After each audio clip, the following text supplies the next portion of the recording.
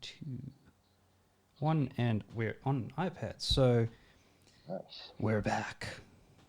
I'm front. Yo. Play the music.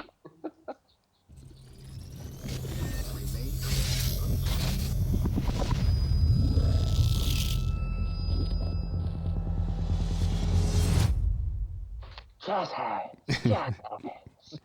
How's it going, dude? Good, man. So yeah, we're still locked down. We're still in isolation. Yeah. Not much has changed. We're doing as much content as we can in one evening. Hey, one sitting is good enough, man. Why not? Hey. Yeah. So, yeah, dude. I don't know what you want to get into here. I know we're gonna maybe keep this video more specific to like media, more comic stuff, and maybe some movies here and there. But, yeah, dude. So I don't know if you want to get started. Maybe like what you're about to start reading, or what your recommended list is, maybe of just like, even if there's guys out there that are like, we don't know what to start reading, because like you and me, we've overbought, or there's guys that just want to start reading comics, you know. Sure. Yeah, I think for those that are looking at what they can pick up and have a good reading experience, those that have maybe sitting in their collection haven't got around to it, or those that are looking for something and want to support their local comic shops and they want to do an online order or of some kind, or maybe they've got a subscription to a few of the major houses and they want to do an online e-read.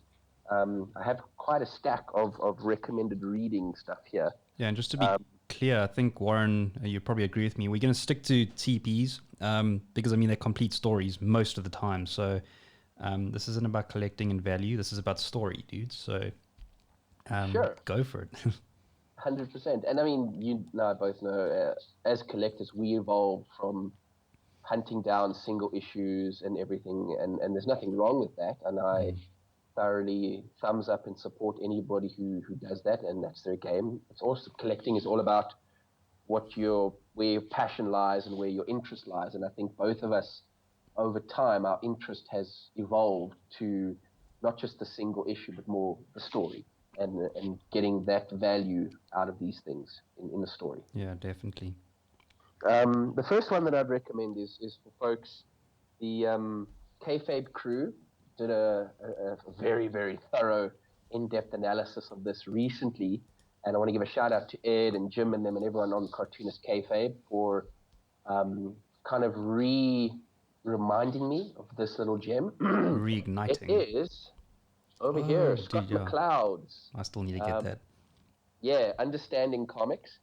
For anyone who is curious about the comic book art form, the medium, how it works, what makes it so special and such a unique medium, even if you are an avid comic book reader, I advise you get this book and you read it, because, man, it takes you from just general basic concepts like iconography, going right the way through to various art forms, etc., etc. And like I said, the Cartoonist Kayfabe guys really went through it. But the one thing that this book, in my opinion, does, and it really conveys for the reader the magic about comic books. And as I say to people, the magic really sits over here. I had that page.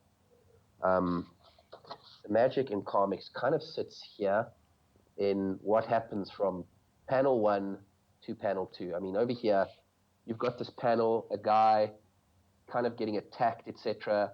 And then panel 2 is screams over like a city skyline, etc. And for me, the real magic of comic books lies in what happens between panel 1 and panel 2. Yeah, 100%.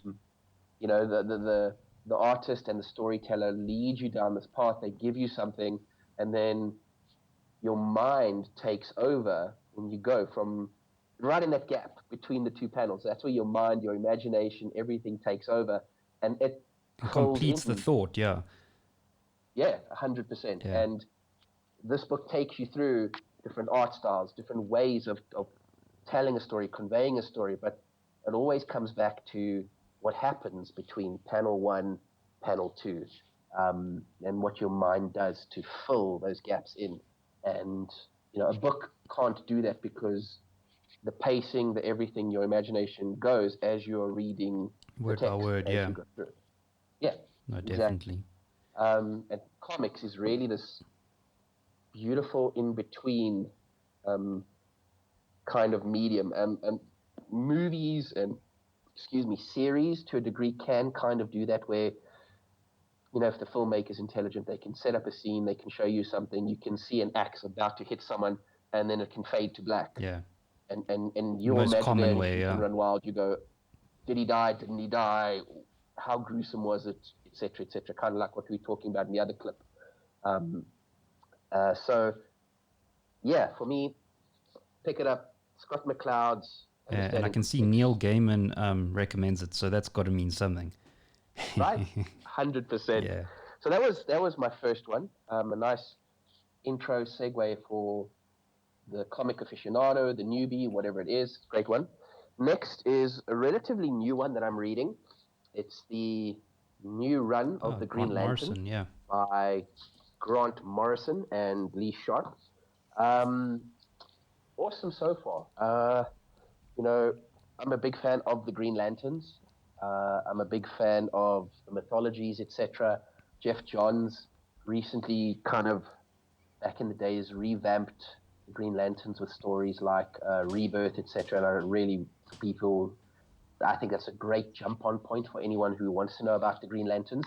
Pick up Rebirth and the Green Lantern Core Rebirth, both great books. That's a good place to get started. But this is kind of like many writers have told their stories. This is Grant Morrison's turn. I'm a huge Grant Morrison fan. Yeah. In my opinion, Grant Morrison is probably the greatest comic book writer to date. He's been relevant. He's been a blockbuster writer for 4 or 5 decades at least.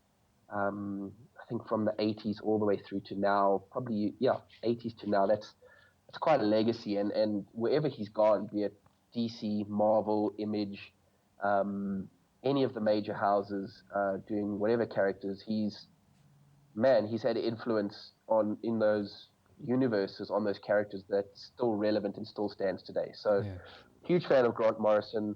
I'm enjoying his take on this. In the past, Morrison has done some books where he's kind of lost me. He gets a little bit kind of out there, sometimes a bit psychedelic out there on some of the books, but it's a nice space adventure kind of thing with the Green Lantern. So nice one. It's modern. Most of the comic shops will have it online, etc. Easy to get. So if you like a good space adventure type thing, pick that one up. My next recommendation is a bit of it's a 90s oldie and a classic. It is Danger Girl by J. Scott Campbell. This is back in the day where, believe it or not, folks, not only did J. Scott Campbell draw, but he drew entire comic books. Anyone joining now is like, what? No, but he's the cover 100%. artist. Not just the usual variant covers and things that he does now only exclusively. He actually drew the entire story. And I mean, when I say it's the art is just, it's spectacular in my opinion. Yeah. It flows. It's got pace. For me, he came early days with a few Image Comics, Gen 13 and stuff like that. He kind of found his footing, his feet, and Danger Girl for me was almost like his opus. Just such a nice spy thriller action adventure type thing. 3 very attractive, gorgeous women that carry the spy story through. So it's got something for the guys in terms of nice ladies to look at. It's got a good story for the girls too. Very prominent girl power kind of thing, because the 3 Charlie's Angels-like characters, femme fatales, really carry the story through. Nice. So it's just a fun, thrilling ride of a book to pick up and read. And most of the comic shops still have this in various things, deluxe editions or whatever. So it's a great one to pick up. Danger Girl definitely does still have quite a cult following. So I mean, they're pretty available from what I've seen. Definitely, Yeah, nice. definitely. Next one for me is a bit of an old-time sentimental good read. It's an X-Men book. It's the Sure. Fatal Attractions story arc. Yeah, quite a classic set of events that happened to the X-Men there. Back in the day when Marvel had 4 or 5 different X titles, and this was one of these crossovers that spans all the different X titles. So in the old days, if you were collecting, you'd have to get X Force number whatever, then follow X Factor something or other, X-Men, Uncanny X-Men, Wolverine. You'd have to get all the various X books, and you'd have to get at least 2 or so issues of them to get the entire story to make up a 8 to 12 part story. And this is one of those prime examples. It's just, I always love going back to this because some of the art had some of the best X-Men artists on it, with the Cubit brothers. Cool stories coming through here. It's one of those classic Magneto's the main bad guy. Magneto's causing all kinds of hell. The X-Men have to stop his latest scheme. They go up into space to his, I think his asteroid M that he calls it. He's got a massive sort of space colony there, housing mutants that believe in his ideology. He's getting a bit aggressive with the world, and the X-Men go to try and stop and unravel these things. I don't want to give away too much, Yeah. but there was some... Yeah, I still need to read it, so can't give away too much. Yeah, there's some great sort of jaw-dropping moments in terms of what happens here to some of the characters. So the reason it's one of my big things is when I just started collecting comics, I think I might have had 3 or 4 in my collection, still a big newbie. My aunt in Canada found out that I was getting into comic books, and she sent back a whole pack of comics for me. And one of them was the Gambit miniseries, just Nice. for you. Yeah, the original Gambit miniseries. She sent Is that the whole 4-part that for you're me. talking about? Yeah, Yeah, 100%. nice. And the other thing she sent back to me was the entire core arc of this Fatal Attraction. So it's just one of those stories that's got sentimentality for me, and 100%, yeah. I love it because of that. Next up, I have a pretty cool Elseworlds tale. For those of you that know in me and my collecting, I like my superheroes, I like my stories, but I also like what they call Elseworlds types of stories, where people write a story where they're operating under that assumption that you pretty much understand the character's origin, you know who they are, you know who Superman is, Batman is, you know generally what they're about, etc., etc. And then these artists and writers will say, great, now let's take Batman as an example and put him in a different scenario, a what-if scenario. What if, in this particular instance, what if Batman became a vampire? What if Batman got bitten by a vampire? So it's literally called Batman the Vampire. It was written by Doug Munch. I think Kelly Jones is the artist on it, and it's awesome. It was a 3-part story, so this is the complete collection. It's got each of the 3 story arcs in it, and it's very cool. It goes from where Batman first battles this vampire in Gotham, gets bitten. The next is sort of stories of how Batman now is a better Batman, almost like a Blade version of Batman, where he's got all the powers and abilities of a vampire and he's still fighting crime. And in that story, he kind of takes a bit of a turn where he decides he'll only drink the blood of criminals, etc. And then this third story is, Batman needing to kind of be stopped because he's kind of going full vampire. So it's really, really cool kind of thing. I mean, there's a nice one with vampire Batman Nice. biting into the neck. It's a good story. It's a great read for everyone. It's got a bit of a shocking, heart-wrenching kind of ending there, but overall, just a very cool read. And if you're into your dark and gothic kind of stuff like you are, dude. Yeah, I'm surprised I haven't picked that up, so I feel a bit embarrassed, but so I'm definitely on that, yeah. It's a good read, trust me, you won't be disappointed. So I'm trying to get through these quite quickly. Next is one that I was, again, recommended to by my good friend Dev the Collector, Dev the Cartoonist, and it is Warren Ellis's Nextwave. I don't know if this is still readily available. Nextwave, Agents of H.A.T.E. It's a Marvel book. And Warren Ellis has pretty much taken a couple obscure Marvel characters, and he's written a story where they're working for Shield, kind of as a sort of team, trying to stop various things. In the first story, they go up against the Fin Fang Foom. For those of you that don't know, it's the weird talking dragon kind of character in Marvel's world and ethos. And dude, it's Warren Ellis. For those people that know him, he's a hectic, intellectual kind of writer. He did things like Transmetropolitan. He did the Eternals at one stage, I think. A lot of very cerebral, in-depth, heavy kind of stories that really make you think. But this book, man, from page one through, it's just hysterical. It is one of the funniest books I have picked up in a long time. The banter between the characters is hysterical. Each section starts off with kind of like a bit of a synopsis, like if you were the reader and you wanted to know who these characters are and what's going on, it gives you like a brief description dossier.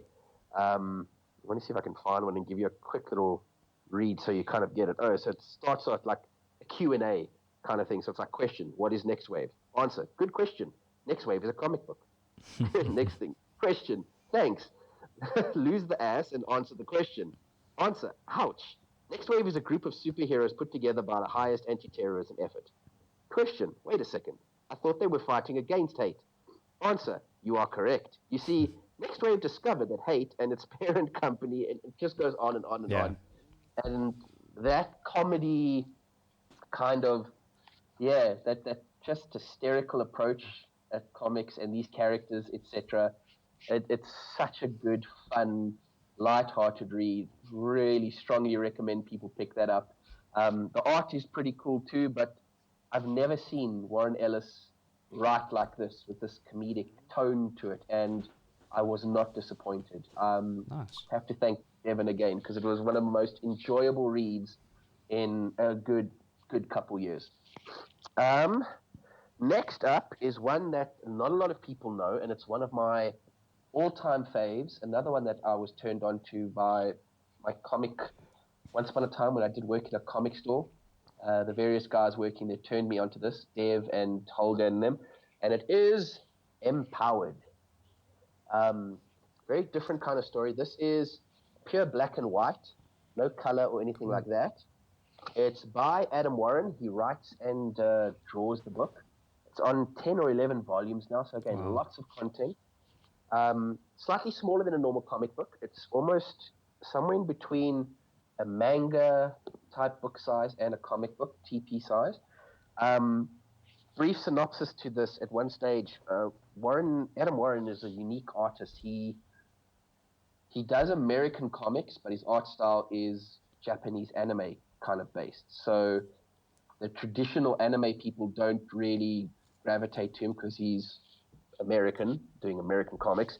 And the American guys, he's not for everyone. He's not everyone's cup of tea because he's doing anime type art. So he's a very unique and acquired taste, and I love his art. Can't get enough of it. And the basic story to Empowered is she's got the super suit, and as long as she has the super suit, this symbiote, if you like, she's got all kinds of super strength and powers, etc., etc. The problem is the super suit is very brittle and it's wafer thin, and as it gets compromised, torn, ripped, shredded, whatever it might be, damaged, her power gets incrementally depleted and less until eventually she's got like normal human abilities, etc., etc. So if you look at the cover, you can see the suit already ripped, torn.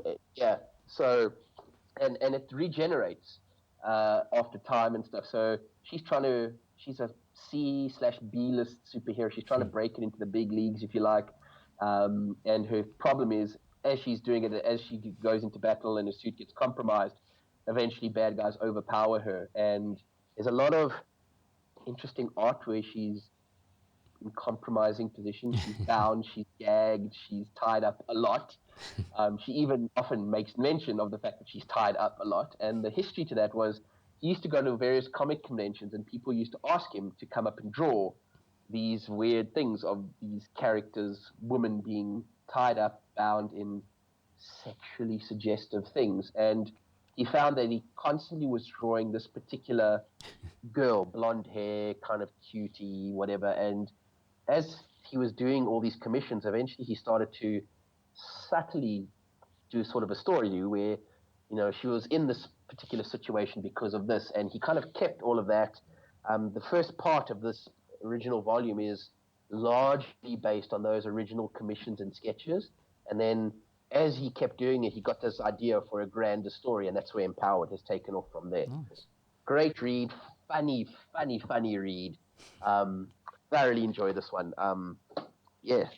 Next up is a bit of a two-parter. I'll kick it off with the main one, and that is the Infinity Gauntlet that everyone knows. Just it's slightly different to the movies, though. But yeah. Exactly. So there we go, the Gauntlet over there. And I'm going to say that if you really want to get the whole experience, try pick up this. It's called Thanos Quest. I know that when they relaunched the Infinity Gauntlet TPs, they also were releasing Thanos Quest. So Thanos Quest is basically the prequel to Infinity Gauntlet. It's Thanos going on this quest to find all the Infinity Gems, and he has to beat various Guardians and Protectors. If you're a Thanos fan, man, that is one of my all-time favorite stories because it actually shows you not just how powerful he is, but how intelligent he is and how he outmaneuvers and outthinks adversaries to get all of the gems. And then the second part, the one that we all know, the one that I love coming back to, George Perez art for the first couple issues, then Ron Lim takes over from there.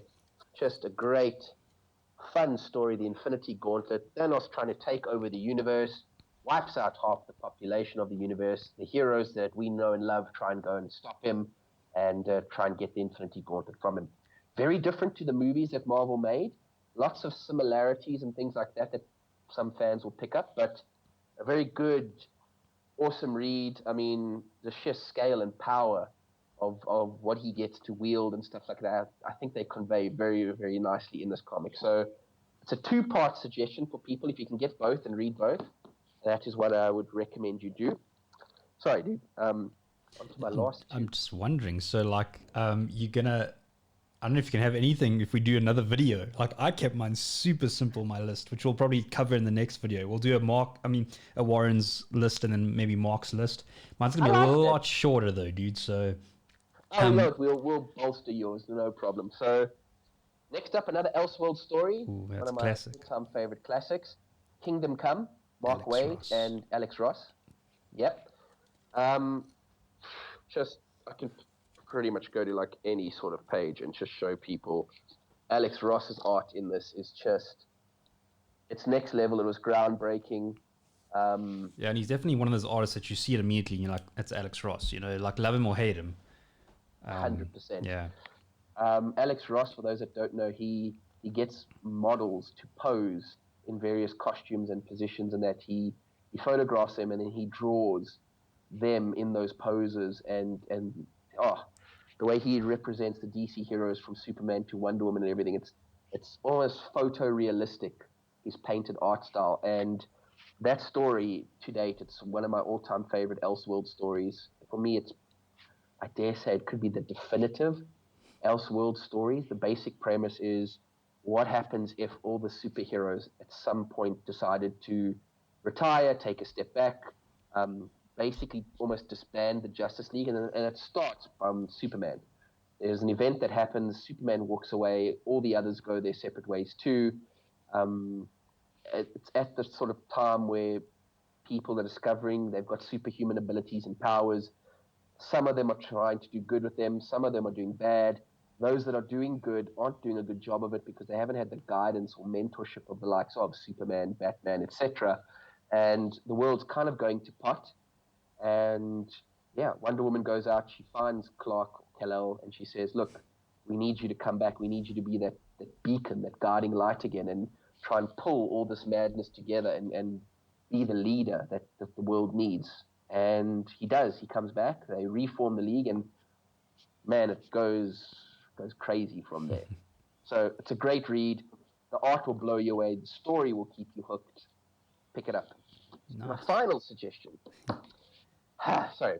No stress, dude. You got a lot of good stuff there, and I'm glad we actually have different stuff. So Well, and let me not speak too soon, but Next up it's is one of mine. But anyway, the last one. This is, man, All-Star Superman by Grant Morrison. Mark will tell you, I've got this in electronic format, single comic format, TP, and I've even got the absolute versions. It is one of my all-time favorite stories. I'm a huge Grant Morrison fan. Once upon a time, Alan Moore was tasked to do a Superman story. Alan Moore was also sort of famous in saying to people that he wasn't really a fan of the superhero genre, the capes, as he used to call them. And they challenged him to write a Superman story. And in 2 issues, Alan Moore wrote one of the greatest Superman stories ever. And I still, to this day, I contest anyone who says that Alan Moore is not a superhero fan. You can't write Whatever Happened to the Man of Tomorrow and not be a fan of Superman. You can't write the Supreme run that he did for Image and not be a Superman fan. And kind of they tasked Grant Morrison to see if Grant Morrison could do his version of the great Superman story. And I think he said he'll do it on his terms. He didn't want to do it in a 2 or 3 part story. He did it in 12 parts. And it's beautiful. It's drawn by Frank Quitely. Some people are fans of Frank Quitely, some aren't, I don't know, but I'm definitely a fan of Quitely. And it's a very poetic read. I don't know how else to explain it. It's very beautifully, it kind of gets you thinking. I like that. It's not very, it didn't feel very like a conventional read. Just the way it starts. And if you want to have a look at some of his art here, I'll try and hold it up for you. See if I can get this lamp working again. There we go. Nice. It was such an amazing emotional read for me. Through the story, he takes you on a magical, wonderful journey and what it must be like in the life of Superman. Yeah. And the basic kind of premise, and I'm not giving anything away really, you kind of learn this in the first issue, is Superman gets told that he's kind of pushed himself and his body, his cells to the limit, and he's going to die. He's got a sort of clock ticking, and his death is imminent. And he decides, the whole story is, what does Superman do with his final days? And right the way to the end, it's just the perfect, this is Superman, and this is what makes Superman, and why he's that beacon that we can all aspire to, and how he generates hope eternal in everybody. And I challenge anybody to read this. They even did an animated movie of this, and I challenge you to watch the animated or read this and not get emotional. Every time I read this thing, I tear up and I cry. Every time I watch the animated, I tear up and I cry. It's such a beautiful story, and it's such almost like the perfect Superman story in my opinion. So definitely. Yes, definitely on my recommended reading for all time. Cool. So I guess the best thing to do is to pick this up in part 2. Agreed. Sorry. No I tried stress. to rush through it all, but I had a lot to say. Yeah, no stress. Cool, man.